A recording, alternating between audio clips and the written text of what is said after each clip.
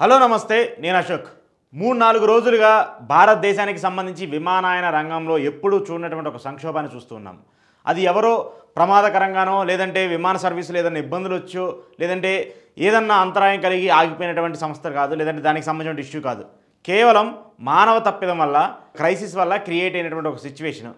అదే ఇండిగో చేసినటువంటి ఒక సంస్థకు సంబంధించిన నిర్వాహకం. ఆ నిర్వాహకం వందల కొద్దీ ఫ్లైట్స్ క్యాన్సిల్ అవ్వటము, దానికి సంబంధించి లక్షల్లో ప్రయాణికులందరూ ఇబ్బంది పడటము, వాళ్ళు బుక్ చేసుకున్న తర్వాత వాళ్ళకి అంతరాయం కలిగి వాళ్ళు ఒక ప్రదేశం నుంచి ఇంకో ప్రదేశానికి వెళ్ళలేక వాళ్ళు పడుతున్నటువంటి ఇబ్బందులు, వాళ్ళు పడుతున్నటువంటి అవచాట్లు, లేదంటే వాళ్ళకి ఫేస్ చేసినటువంటి ప్రాబ్లమ్స్ అన్నీ చూస్తుంటే విమానాలకు సంబంధించి ఎయిర్పోర్ట్స్కి వెళ్తే ఇంత దారుణమైన పరిస్థితి ఉంటుందా అనేటువంటి ఒక సిచ్యువేషన్ని మనం చూస్తూ ఉన్నాము. బస్ స్టాండ్కి వెళ్తేనో రైల్వే స్టేషన్కి వెళ్తేనో సీట్ల కోసం ఎలా కొట్టుకుంటారో, లేదంటే అక్కడ ఏదన్నా ఫంక్షన్లో లేదా దానికి సంబంధించి ఏదన్నా ఒక దీనికి సంబంధించినటువంటి పండగ వస్తే ఎలా అయితే జనాలు ఉంటారో అంతకంటే దారుణంగా ఈరోజు ఎయిర్పోర్ట్లు దర్శనమిస్తున్నాయి, అంతకంటే దారుణంగా ఈరోజు ఎయిర్పోర్ట్లు కనిపిస్తున్నాయి. దానికి కారణం ఏంటి అంటే ప్రైవేటీకరణ. ఇదేంటి ప్రైవేటీకరణకి ఇండిగోకి సంబంధం ఏంటి, అసలు ఈ ఏరోప్లేన్కి సంబంధించిన క్రైసిస్కి సంబంధం ఏంటని చెప్పేసి మీరు అందరూ అనుకోవచ్చు. ఎందుకంటే ప్రస్తుతం భారతదేశంలో 2 ప్రధాన ఎయిర్లైన్స్లు మాత్రమే తమ సర్వీసుల్ని దేశవ్యాప్తంగా కూడా చేస్తున్నాయి. మెయిన్గా డొమెస్టిక్ అంటే రాష్ట్రాల నుంచి రాష్ట్రాలకి నడిపేటువంటి డొమెస్టిక్ ఎయిర్లైన్స్ ఉన్నాయో ఆ డొమెస్టిక్ ఎయిర్లైన్స్కి సంబంధించిన ఫ్లైట్లు ఎక్కువగా నడిపేది 2 సంస్థలు. ఒకటి ఎయిర్ ఇండియా, అలాగే ఇంకొకటి ఇండిగో. మనం ఎక్కడ చూసినా కూడా ఏ ప్రాంతీయాలకు సంబంధించిన విమానాలను చూసినా కూడా ఈ 2 సంస్థలు ఎక్కువగా నడుపుతూ ఉంటాయి. మొన్నటిదాకా కూడా ఎయిర్ ఇండియాకి సంబంధించినటువంటి భారతదేశానికి సంబంధించిన అది ప్రభుత్వ రంగ సంస్థగా ఉంది. ఆ ప్రభుత్వ రంగ సంస్థను వాళ్ళే నడుపుతూ వచ్చారు. సరే, అప్పుడు కొంత ఇబ్బందులు వస్తూ వచ్చాయి, దాన్ని నడపలేకపోతున్నాం అని చెప్పేసి మళ్ళీ దాన్ని ప్రైవేట్ కంపెనీ అయినటువంటి టాటా గ్రూప్ తమకి తాము వెనక్కి తెచ్చుకుంటూ వచ్చారు. మళ్ళీ వాళ్ళు వెనక్కి తెచ్చుకొని మళ్ళీ దాన్ని నడపడం కూడా స్టార్ట్ చేస్తూ వచ్చారు. సో ఇప్పుడు ఈ 2 సంస్థలు మాత్రమే భారతదేశానికి సంబంధించి ప్రైవేటీకరణ రంగంలో, మెయిన్గా ఎయిర్లైన్స్ రంగంలో నడుపుతున్నటువంటి 2 ప్రధానమైనటువంటి విమానయాన కంపెనీలు. సో వీళ్ళే మెజారిటీ ఆఫ్ ద షేర్, అంటే 60% ఆఫ్ ద ఫ్లైట్స్ మన డొమెస్టిక్గా కావచ్చు, ఇంటర్నేషనల్ కావచ్చు. ఇంటర్నేషనల్గా వివిధ దేశాలకు సంబంధించిన ఫ్లైట్స్ ఉన్నప్పటికీ కూడా అతిపెద్ద విమానయాన కంపెనీలుగా ఈ రెండింటిని చెప్పుకోవచ్చు. అయితే ఇటీవల అంటే ఒక ఏడాది క్రితము కేంద్ర ప్రభుత్వము ఈ విమానయాన రంగానికి సంబంధించి పైలట్లు ఎవరైతే ఉంటారో వాళ్ళ పని దినాల్లో కావచ్చు, వాళ్ళని చేసేటువంటి ల్యాండింగ్లో కావచ్చు కొన్ని మార్పులు చేర్పులు చేసుకుంటూ వచ్చింది. ఒక వ్యక్తి 24 గంటల్లో 2 ల్యాండింగ్లు మాత్రమే చేయాలి, అలాగే వాళ్ళకి వీక్లీ రెస్ట్ కావాలి, 8 గంటలు మాత్రమే పని చేయాలి. ఇలాంటి కొన్ని రూల్స్ని DCGA తీసుకొస్తూ వచ్చింది. దాని ద్వారా ఏంటి, విమానయాన కంపెనీలకి భారం పెరిగే అవకాశం ఉంటుంది. ఇప్పుడు ఏంటంటే ఎంప్లాయీస్ ఎవరైతే ఉన్నారంటే పైలట్స్ ఎవరైతే ఉన్నారో వాళ్ళు అన్కండిషనల్గా వర్క్ చేస్తూ ఉన్నారు. ఏదైతే రోజుకి 2 ల్యాండింగ్లు చేయాలంటున్నారో అంతకంటే ఎక్కువ ల్యాండింగ్ చేస్తున్నారు, 8 అవర్స్ కంటే ఎక్కువగా వర్క్ చేస్తూ ఉన్నారు. ఇలాంటి సిస్టమ్ అంతా కూడా మనం చూస్తున్నాము. వీటన్నిటిలో కూడా మార్పులు చేర్పులు తీసుకురావాలని చెప్పేసి కేంద్ర ప్రభుత్వం ఒక నిర్ణయం తీసుకొని దానికి సంబంధించి గైడ్లైన్స్ జారీ చేసి దగ్గరగా ఏడాది అవుతుంది. అదేదో ఇప్పుడు ఈ రోజు తీసుకొచ్చి రేపే అమలు చేయాలనేటువంటి సిచ్యువేషన్ వాళ్ళు తీసుకురావలేదు. గతంలో ఎప్పుడో ఇండికేషన్స్ ఇచ్చారు. దానికి సంబంధించి దీంట్లో మీరు ఏమైనా సవరణలు చేయాలనుకుంటే చేయండి, ఆ తర్వాత దానికి సంబంధించి మార్పులు చేర్పులు మేము చేస్తామని చెప్పేసి కేంద్ర ప్రభుత్వం చెప్పినప్పటికీ కూడా ఎక్కడా కూడా ఇండిగో దాన్ని పట్టించుకోలేదు. ఎందుకు పట్టించుకోలేదంటే ఒకవేళ అలా పట్టించుకుంటే వాళ్ళ సంస్థకి, ఆ ఇండిగోకి పెద్ద ఎత్తున నష్టం వచ్చే అవకాశం ఉంటుంది. కొత్తగా పైలట్లను రిక్రూట్ చేసుకోవాలి, మళ్ళీ ఆర్థిక భారం పెరిగిపోతుంది, వాళ్ళ జేబులో నుంచి డబ్బులు తీసుకొచ్చి ఖర్చు పెట్టే పరిస్థితి ఉంటుంది. అంటే ఎంప్లాయీస్ని దారుణంగా వాడుకొని చేయాల్సిన ల్యాండింగ్స్ కంటే ఎక్కువగా ల్యాండింగ్స్ చేయించి, అలాగే వాళ్ళ వర్క్ అవర్స్ కూడా విపరీతంగా పెంచేసి ఇలాంటి సిచ్యువేషన్స్ అన్నింటినీ కూడా క్రియేట్ చేస్తూ ఉన్నారు. ఒక వారానికి 34 గంటల కంటే ఎక్కువగా పనిచేయడానికి వీలు లేదని చెప్పేసి కేంద్ర ప్రభుత్వం ఈ నివేదికలో కొత్త రూల్స్ని తీసుకొస్తూ వచ్చింది. అలా కాదని చెప్పేసి అది ఎలా ఒప్పుకుంటామని చెప్పేసి ఈరోజు ఇండిగో మొండికేస్తూ వచ్చింది. దానికి కారణంగానే సడన్గా దీనికి మేము ఫాలో అవ్వడానికి మాకు కుదరదు, మా రూల్స్ కుదరవని చెప్పేసి వాళ్ళు నిర్ణయించుకున్నటువంటి నేపథ్యంలో ఇండిగోకి సంబంధించి మ్యాన్ మేడ్ క్రైసిస్గా కావాలని చెప్పేసి ఒక్కసారిగా అంతరాయం కలిగించి ఈరోజు ఇండిగో ఫ్లైట్స్ అన్నింటినీ కూడా రద్దు చేసుకుంటూ వచ్చారు. ఇండిగో ఫ్లైట్స్ అన్నింటినీ కూడా నడపకుండా వాళ్ళు తీసుకొస్తూ వచ్చారు. దాని ద్వారా ఏమైపోయింది, ఒక్కసారిగా ఫ్లైట్ ఛార్జెస్ పెరిగిపోయాయి. బుక్ చేసుకున్నటువంటి వాళ్ళు, ప్రయాణికులు ఎవరైతే ఉన్నారో వాళ్ళందరూ తీవ్ర స్థాయిలో ఇబ్బందులు పడుతూ ఉన్నారు. ఒక ప్రాంతం నుంచి ఇంకో ప్రాంతానికి వెళ్ళాలంటే దయనీయమైనటువంటి పరిస్థితి ఉంది.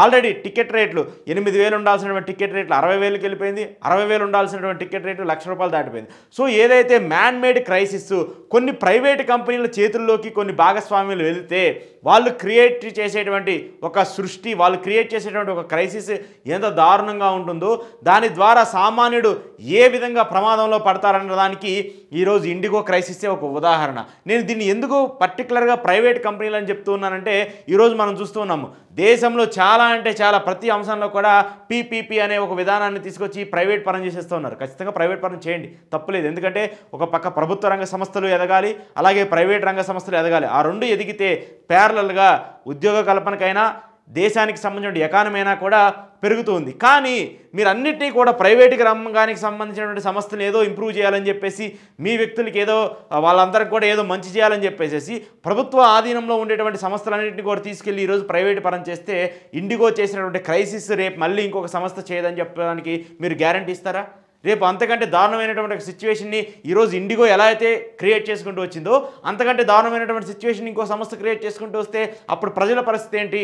ప్రజలు ఎక్కడికి వెళ్ళాలి? ఇప్పుడు ఈరోజు ఇప్పటి వరకు 4-5 రోజుల మించి ఇంత పెద్ద ఎత్తున క్రైసిస్ నడుస్తుంది. ఇంత పెద్ద ఎత్తున ప్రయాణికులందరూ కూడా స్టిల్ ఇంకా ఎయిర్పోర్ట్లో ఉన్నారు.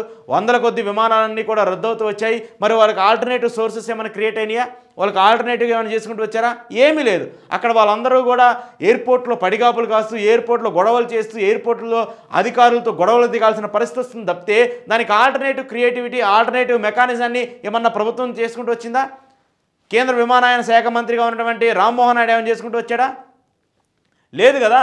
ఎక్కడా కూడా ఆల్టర్నేటివ్ చర్యలు లేకుండా వీళ్ళు పెడితేనే తినాలి, వీళ్ళు కొడితేనే పడాలి అనే విధంగా కూడా ఈరోజు ప్రైవేట్ కంపెనీలు చేస్తున్నటువంటి పనితీరు, ఈరోజు ప్రైవేట్ కంపెనీల చేతుల్లో ప్రభుత్వం అంతా కూడా ఒక మెలికైపోయి ఉన్నటువంటి సిచ్యువేషన్ చూస్తూ ఉన్నప్పుడు రాబోయే రోజుల్లో ప్రభుత్వం కంటే కూడా ప్రైవేట్ కంపెనీలు, ప్రైవేట్ రంగ సంస్థలే ఈ దేశాన్ని పాలించబోతాయి అనేటువంటి ఒక సిచ్యువేషను ఈజీగా కనిపిస్తుంది. ఇక ఈ అంశాన్ని కూడా నేను కొంత ప్యారల్గా కూడా ఈ రెండు మన తెలుగు రాష్ట్రాలకు సంబంధించి కూడా అటాచ్ చేసి చూస్తాను. ఎందుకంటే మెయిన్గా ఆంధ్రప్రదేశ్కి సంబంధించి పీపీపీ అనే విధాన్ని చంద్రబాబు నాయుడు అధికారంలోకి వచ్చిన తర్వాత మనం పెద్దగా వింటూ ఉన్నాము. ఏ అంశాన్ని చూసినా కూడా పీపీపీ అనే విధానాన్ని ఇంప్లిమెంట్ చేసుకుంటూ ప్రతి దాంట్లో కూడా ఆయన మాట్లాడుతూ వస్తున్నారు. కొత్త రోడ్లు వేయాలన్నా కూడా పీపీపీ అంటున్నారు, మెడికల్ కాలేజీల ప్రైవేటీకరణలో పీపీపీ అంటున్నారు, పేదలకు అందించేటువంటి ఆరోగ్యశ్రీలో కూడా పీపీపీ అంటూ ఉన్నారు. మరి ఈ పీపీపీ అనేటువంటి ఒక విధానం వల్ల ఈరోజు ఇండిగో ఎలాంటి ఒక క్రైసిస్ని క్రియేట్ చేసిందో రేపు మీరు ఇచ్చేటువంటి ఆ పీపీపీ వల్ల ఆంధ్రప్రదేశ్లో ఎంతమంది ప్రజలు ఇబ్బంది పడిపోతూ ఉన్నారు? మీరు ఈరోజు హెల్త్ ఇన్సూరెన్స్ని కావచ్చు, ఆరోగ్యశ్రీకి సంబంధించి తీసేసి హెల్త్ ఇన్సూరెన్స్ కంపెనీలతో టైఅప్ అయ్యి ప్రతి వ్యక్తికి మెరుగైన వైద్యం ఇస్తామంటున్నారు. రేపు మీరు మీ చేతుల్లో నుంచి ఆ హెల్త్ ఇన్సూరెన్స్ అన్నిటి కూడా ప్రైవేట్ కంపెనీలకు వెళ్ళిపోతాయి. రేపు వాళ్ళు డబ్బులు ఛార్జ్ చేస్తారు, లేదంటే రేపు వాళ్ళు మమ్మల్ని ఇబ్బంది పెడతారు. అప్పుడు దానికి సంబంధించి ఆ బాధ్యతని ప్రభుత్వం తీసుకుంటుందా? దానికి సంబంధించి ప్రభుత్వం ఏమన్నా వనరులను, ఆల్టర్నేటివ్ వనరులను ఏమైనా క్రియేట్ చేస్తుందా? లేదు కదా. ఎందుకంటే ఈరోజు చూస్తున్నాం కదా, ఆల్టర్నేటివ్ వనరులు లేక, ఆల్టర్నేటివ్ మెకానిజం లేక ఈరోజు ఎంతగా ఇబ్బంది పడుతున్నారో ప్రయాణికులు. అలాంటి సిచ్యువేషన్ కూడా రేపు మనకి రాదనేటువంటి అంశాన్ని మీరు ఎలా చెప్పగలరు? దాంతోపాటు మెడికల్ కాలేజీలు ఈ 66 సంవత్సరాల్లో ఆ ప్రైవేటు వ్యక్తులు ఎంత దోచుకుంటారు విద్యార్థుల దగ్గర నుంచి? ఆ ప్రైవేటు వ్యక్తులు ఎంత దారుణంగా, మీరు 50,000 ఫీజు పెడితే వాళ్ళు 2 లక్షలు 3 లక్షలు ఛార్జ్ చేసేటువంటి పరిస్థితులు వస్తాయి. సో అంత దారుణంగా మారిపోతూ ఉంటుంది. అలాగే విద్యని ఏమైనా ఫ్రీగా ఇస్తారా? ఇచ్చే పరిస్థితి లేదు. ఈరోజు చూస్తున్నాం కదా, ప్రైవేట్ కంపెనీలైనా, ప్రైవేట్ కాలేజీలైనా, ప్రైవేట్ హాస్పిటల్ అయినా ఎంత దారుణంగా దోచుకుంటూ ఉన్నాయో వాటన్నిటి వెనక కూడా ఉన్నది మళ్ళీ మీ ప్రభుత్వానికి చెందినటువంటి ఎమ్మెల్యేలు, మీ ప్రభుత్వానికి చెందినటువంటి మంత్రులు, వాళ్ళకి సంబంధించినటువంటి బినామీలు, లేదంటే వాళ్ళకి సంబంధించిన అల్లుళ్ళు, కొడుకులకు సంబంధించినటువంటి కంపెనీలు. ఇవే కదా ఈరోజు మనం చూస్తూ ఉన్నది.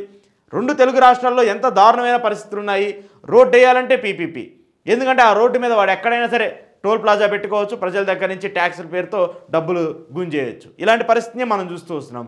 సో ఏదైతే పీపీపీ పద్ధతి వల్ల జరిగేటువంటి ఒక ప్రమాదం ఉందో ఆ ప్రమాదాన్ని ముందుగానే ఇండిగో అనేటువంటి ఒక సంస్థ ఇచ్చినటువంటి హెచ్చరికతో ఈరోజు ప్రజలందరూ కూడా కళ్ళు తెలుసుకోవాల్సిన పరిస్థితి ఉంటుంది. దాంతోపాటు మెయిన్గా ప్రభుత్వాలు మీరు పీపీపీ అని పదే పదే ఏదో గొప్పగా వాయించుకొని డబ్బాలు కొట్టినంత మాత్రాన అది ప్రజలకు మేలు కోరే అంశం కాదు. ఖచ్చితంగా రేపు మళ్ళీ కూడా ఆ ప్రజల ఆస్తిని, ప్రజలకు సంబంధించిన భవిష్యత్తునంతా కూడా తీసుకెళ్ళి మీరు ప్రైవేట్ చేతుల్లో పెట్టి మీరు ప్రభుత్వాన్ని నడపాలన్నా కూడా, మీ ప్రభుత్వానికి సంబంధించి ముందుకు వెళ్ళా కూడా రేపు డిసైడ్ చేయాల్సింది అంటే ప్రజల కంటే కూడా ప్రైవేట్ వ్యక్తులే అనేటువంటి ఒక సిచ్యువేషన్ని క్రియేట్ చేస్తుంది ప్రభుత్వము. ఆ ప్రభుత్వం చేసేటువంటి తప్పిదాలే ఈరోజు ప్రజలకు పెద్ద ఎత్తున వాళ్ళ తల మీద భారంగా కూడా మారే అవకాశం కనిపిస్తుంది. సో ఏదైతే ఈరోజు ఇండిగో ఇచ్చినటువంటి ఒక హెచ్చరిక ఉందో, ఇండిగో చేసినటువంటి ఒక అంశం ఉందో, కేంద్ర ప్రభుత్వం చెప్తున్నప్పటికీ కూడా వాళ్ళు పట్టించుకోకుండా, కనీసం వాళ్ళకి సోయగోళ్ళు లేకుండా మాకు వినపట్లేదనే విధంగా చెవిటివాడి చెవులో శంఖం ఊత్తి ఎలా ఉంటుందో అంత దారుణంగా ఇండిగో ప్రవర్తిస్తూ ఉంది. మీరు ఎన్ని చర్యలు తీసుకున్నా, ఎన్ని అంశాలు తీసుకున్నా ఏమవుతుంది? ఇండిగోని ఒక 4 రోజులు బ్యాన్ చేస్తే ఇండిగో వాడికి ఏం కాదు, ఆర్థికంగా కొంత నష్టపోవచ్చు. కానీ సామాన్య ప్రజలు నష్టపోతారు కదా, ట్రావెల్ చేసేటువంటి ప్రయాణికులు నష్టపోతారు కదా.